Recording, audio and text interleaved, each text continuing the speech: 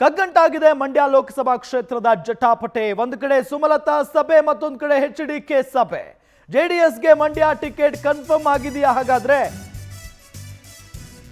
ಮಂಡ್ಯ ಲೋಕಸಭಾ ಕ್ಷೇತ್ರದ ಜಟಾಪಟಿ ಕಂಟಿನ್ಯೂ ಆಗ್ತಾ ಇದೆ. ಒಂದ್ ಕಡೆ ಸುಮಲತಾ ಅವರು ಸಭೆ ಕರೆದಿದ್ದಾರೆ, ಮತ್ತೊಂದು ಕಡೆ HD ಕುಮಾರಸ್ವಾಮಿ ಅವರು ಸಭೆ ಕರೆದಿದ್ದಾರೆ. ಜೆಡಿಎಸ್ಗೆ ಮಂಡ್ಯ ಟಿಕೆಟ್ ಕನ್ಫರ್ಮ್ ಆಗಿದೆಯಾ?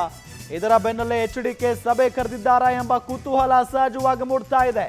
ಬಿಡದಿ ತೋಟದ ಮನೆಯಲ್ಲಿ ಕುಮಾರಣ್ಣ ಮಹತ್ವದ ಚರ್ಚೆಯನ್ನ ನಡೆಸಲಿದ್ದಾರೆ.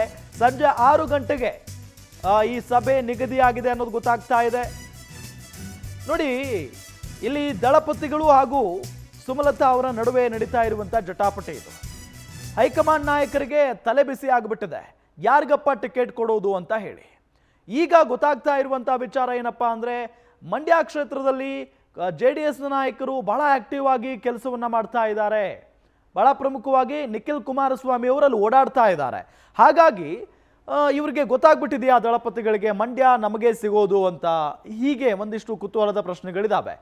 ಜೊತೆಗೆ ಸುಮಲತಾ ಅವರು ಬಿಟ್ಟುಕೊಡೋದಕ್ಕೆ ರೆಡಿ ಇಲ್ಲ. ಜೊತೆಗೆ ಇವತ್ತು ಕುಮಾರಸ್ವಾಮಿ ಅವರು ಸಭೆಯನ್ನ ಕರೆದಿದ್ದಾರೆ. ಸಭೆಯಲ್ಲಿ ಏನೆಲ್ಲ ಚರ್ಚೆ ಆಗುತ್ತೆ ಅನ್ನೋ ಒಂದು ಕುತೂಹಲ ಅಂತೂ ಇದ್ದೇ ಇದೆ.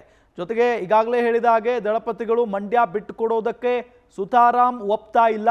ಮಂಡ್ಯ ಕ್ಷೇತ್ರ ಬೇಕೇ ಬೇಕು, ಎಲ್ಲಿ ನಮ್ಮ ಮಗ ಸೋತಿದಾನೋ ಅಲ್ಲೇ ಆತನನ್ನ ಗೆಲ್ಲಿಸಿಕೊಂಡು ಬರಬೇಕು ಅನ್ನೋದು ಕುಮಾರಸ್ವಾಮಿಯವರ ನಿರ್ಧಾರ ಆಗಿದೆ ಅನ್ನೋದು ಗೊತ್ತಾಗ್ತಾ ಇರುವಂತಹ ವಿಚಾರ. ಹಾಗಾಗಿ ಇದೆಲ್ಲದರ ಬಗ್ಗೆಯೂ ಕೂಡ ಇವತ್ತು ಸಭೆಯಲ್ಲಿ ಚರ್ಚೆ ಆಗುತ್ತೆ ಅಂತ ಹೇಳಲಾಗ್ತಾ ಇದೆ.